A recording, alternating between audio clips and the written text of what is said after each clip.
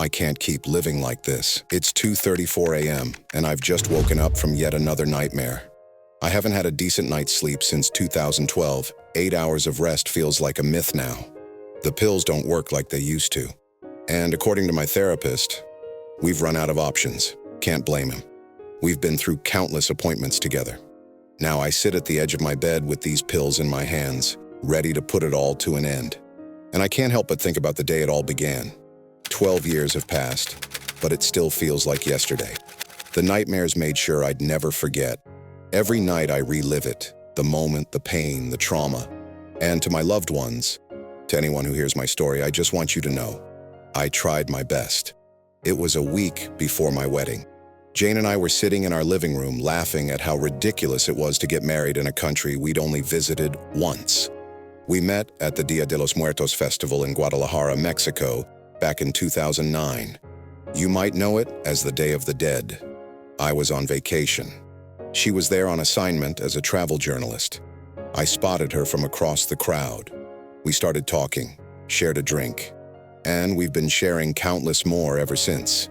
It was her idea to have a small wedding in the place where it all began. Just a few friends, close family, and the two of us. That was Jane, always sentimental. And honestly, I thought it was perfect. Maybe I'm just as sentimental as she is. Jane arrived a few days early to make sure everything was in place. The event planner had handled most of it. It was a small wedding after all. What could possibly go wrong? We had chosen separate locations for our pre-wedding parties. Jane wanted something more scenic, more fun.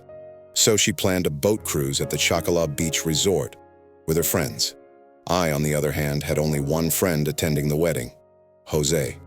Jose and I have been best friends since high school. I've never been great at making friends, so he was all I had for my wedding. But honestly, he was all I needed. Jose was always the life of the party, and I knew I was in for a good time. We wanted something loud and electric, so the choice was easy. Either a beach party or a club nearby. Still, the main event of our bachelor party was the road trip itself, our journey to the wedding destination. We hit the road 2 days before the wedding. Jose and I talked about life, old memories, and dumb high school stories. The road trip was going smoothly. We sang along to terrible playlists, grabbed food along the way, had a few drinks, and took turns behind the wheel. A few hours after I took over driving, Jose's phone beeped. He was fast asleep in the passenger seat, but the alert looked important, so I woke him up. Groggy, he picked up his phone and read the message. His expression shifted. He looked worried. I asked what was wrong, and he read it out loud. A presidential alert instructing him to report to a military base alone. Jose was a contractor, and a damn good one, if I may say. But why would he be summoned under such urgent and cryptic conditions? We paused, trying to make sense of it. Jose shrugged and said it was probably a glitch or something. He switched off his phone, hoping that when he turned it back on, the message would be gone. And so, our trip continued. We arrived in Mexico the next day. At the border, there was a strange tension in the air. The customs officers looked uneasy, distracted, and almost agitated. But we didn't dwell on it. Maybe they just caught someone trying to sneak contraband across. That's what we told ourselves. We handed over our documents, answered a few questions, and were waved through. As soon as we crossed the border, I called Jane to let her know we'd arrived in Mexico. "Hey babe, I can't wait to see you," she said, her voice full of excitement. I couldn't wait to see her either. When we got to our hotel, Jose and I dropped our bags, settled in, and started making plans for the bachelor party. We took a long nap shortly after checking in. When I woke up, I saw several missed calls from Jane. We couldn't meet as planned. Her bachelorette party had already started. I sent her a quick text to let her know we'd arrived safely. Then I woke Jose up, and within minutes, we were out, ready to party. A few drinks in, and I noticed a shift in Jose's energy. He suddenly leaned in, frowning. "Tony, did you hear what those guys just said?" He pointed toward a group of locals at the bar. They were speaking in hushed, hurried Spanish. Rumors of an asteroid. Someone said it was already visible in the sky. Jose pulled out his phone and turned it on. Over 20 missed calls from an unknown number.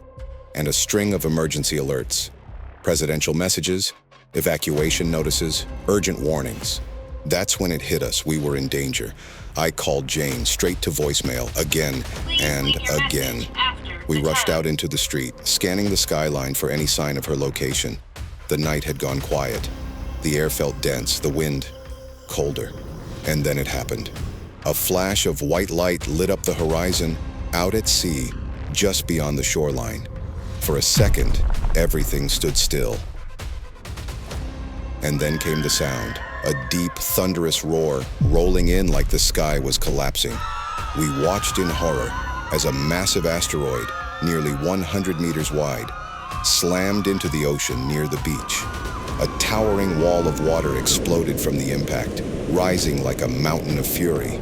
The first wave hit hard. The ground shook beneath us, and all I could think about was Jane. She was out there, on a boat, somewhere in the middle of the ocean. Then moments later, the sky lit up again. Another asteroid. This one was even bigger, at least 500 meters wide. And when it struck the water, the impact was devastating, far more violent than the first. We were no longer running from panic. We were running from the end of the world. In the blink of an eye, the wave came crashing in. The once vibrant beach turned dark and lifeless. The music died. The lights went out. All that remained was chaos. The water pulled at us with violent force, dragging everything in its path. Screams echoed through the night. Cries for help grew louder.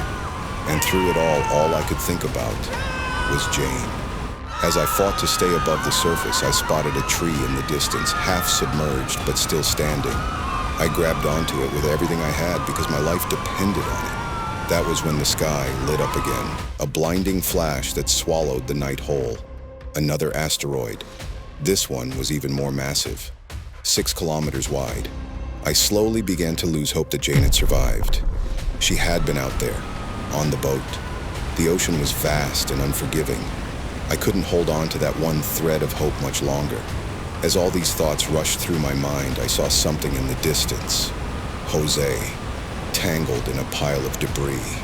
He was barely conscious, his body limp, half submerged in the wreckage. I screamed his name, but the waves were much louder than my voice. I didn't take my eyes off him, hoping to reach him as soon as the waves calmed down.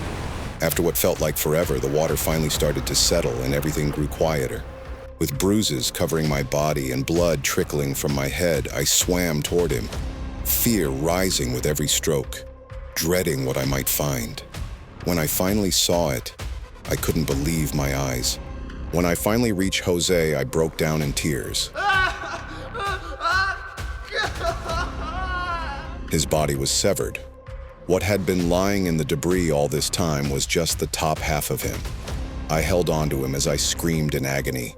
My best friend, my best man, was gone. We had been having the time of our lives just minutes ago. It's crazy how things can change in an instant, in seconds. As I lay next to what was left of him, staring at the moon, the sounds of helicopters and sirens filled the air. Rescue teams were here. I waved and screamed at the top of my lungs, desperate for them to notice me. And it worked. But when I asked about Jose, they refused to take him. "We're focused on rescuing survivors for now," they said. I told them I wasn't leaving without him. I couldn't leave him out there in the dark.